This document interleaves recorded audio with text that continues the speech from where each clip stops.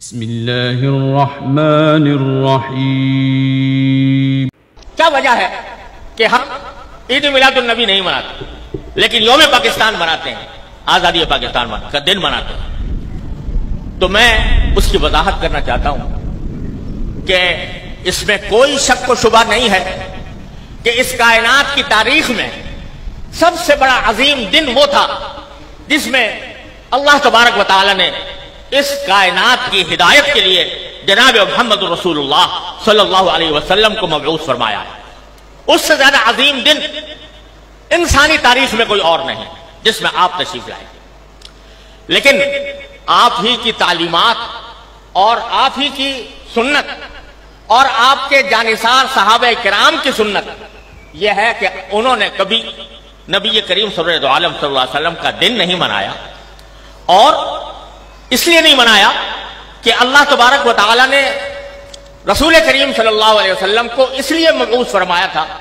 تاکہ آپ کی ہدایت کی روشنی سے یہ کائنات منور ہو اور لوگ آپ کی تعلیمات کی اتباع اور پیروی کریں۔ آپ کی ذات والا صفات وہ ہر قسم کی رسمی کارروائیوں سے کہیں بالاتر ہے، اور حضرات صحابہ کرام جو آپ کی زندگی کے ایک سانس کے بدلے اپنی ساری زندگیاں نچھاور کر سکتے تھے، انہوں نے کبھی یہ دن نہیں منایا۔ جب انہوں نے جو کوئی چیز نہ منائی ہو اور انہوں نے اس سے اعتراض کیا ہو اور اس کے بجائے ساری زندگی اتباع سنت کی کوشش کی ہو، اس کو اگر ہم منانا شروع کریں تو دین کے اندر ایک اضافہ ہوگا، دین کے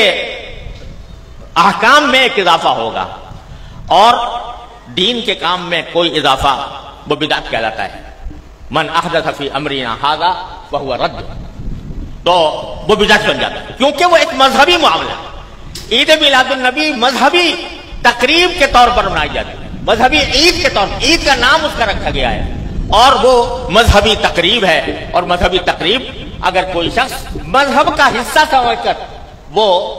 بنائے گا تو دین میں ایک اضافہ ہوگا جس کا نام بدعت ہے۔ اس لیے ہمارے اکابر علماء کرام نے اس بنانے کا اہتمام نہیں کیا۔ جہاں تک یہ 14 اگست کا تعلق ہے، 14 اگست کے یوم آزادی کا تعلق ہے، یہ کوئی مذہبی تقریب نہیں ہے، یہ کوئی دینی اجتماع نہیں ہے، یہ دینی تقریب نہیں ہے، بلکہ یہ ملکی تقریب ہے، اور ملک کی آزادی کے طور پر، اس کے ایک نشان کے طور پر اس کو منایا جاتا ہے۔ کوئی شخص بھی جو اس کو منانے والا ہے وہ اس کو دین کا حصہ سمجھ کر نہیں مناتا، اس کو مذہب کا جز سمجھ کر نہیں مناتا، بلکہ ایک ملکی تقریب ہے۔ ایک ملک کے اللہ تبارک و تعالیٰ نے ایک ملک ہمیں عطا فرمایا، اور ایسا ملک عطا فرمایا جس کی تفصیل مولانا عزیز الرحمان صاحب نے بیان کی ہے، تو وہ ہم ایک ملک کی تقریب کے طور پر بناتے ہیں۔ بدعت اس وقت بنتی ہے کوئی چیز جو شریعت میں نہ ہو اور شریعت کا حصہ اس کو بنا دیا جائے، لیکن یہ کوئی شریعت کا حصہ نہیں، یہ کوئی دین کا کوئی دینی تقریب نہیں، دینی عید نہیں، دینی مذہب نہیں، دین کا کوئی مذہبی حصہ نہیں، لہذا یہ ایک ملکی تقریب ہے۔ اور یہ ایسا ہے جیسے کہ اگر کوئی شخص اپنے گھر کے اندر کسی اپنے گھر کی تعمیر ہوئی اور اس تعمیر کے اوپر کوئی اجتماع کرے، کوئی دعوت کرے، تو یہ کوئی مذہب کی تقریب نہیں ہے، کوئی دین کی تقریب نہیں ہے۔ اسی طریقے سے ہم یوم آزادی پاکستان کا اس لیے مناتے ہیں کہ اللہ تبارک و تعالیٰ نے اپنے فضل و کرم سے یہ نعمت ہمیں عطا فرمائی تھی، اور ملکی تقریب کے طور پر اس کو منایا جاتا ہے۔